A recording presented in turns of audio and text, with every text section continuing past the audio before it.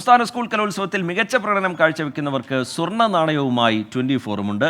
പ്രധാന വേദിയായ ആശ്രാമ മൈതാനത്തെ 24 പവലിയനിൽ മികച്ച പ്രകടനങ്ങൾ കാഴ്ചവെക്കുന്നവരിൽ നിന്നാണ് സമ്മാനാർഹരെ തിരഞ്ഞെടുക്കുക.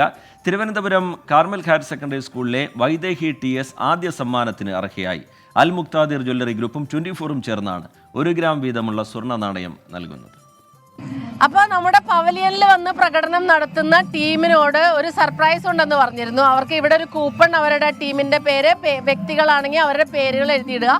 വൈകിട്ട് നറുക്കെടുപ്പിലൂടെ Al Muqtadir gold and diamond ജ്വല്ലറിയുടെ അൽഫത്ത 1 ഗ്രാം ഗോൾഡ് കോയിൻ സമ്മാനം നൽകും വിജയികൾക്ക്. അപ്പൊ ആദ്യ വിജയി ഇവിടെ നമ്മുടെ അടുത്ത് എത്തിയിട്ടുണ്ട്. ആ മോളുടെ പേരും വിശേഷങ്ങളൊക്കെ നമുക്ക് ചോദിക്കാം അല്ലെ. പേരെന്താ? വൈദേഹി. ഏത് ടീമായിരുന്നു? ഏത് സ്കൂളായിരുന്നു? Carmel higher secondary school. Carmel higher secondary സ്കൂളാണ്.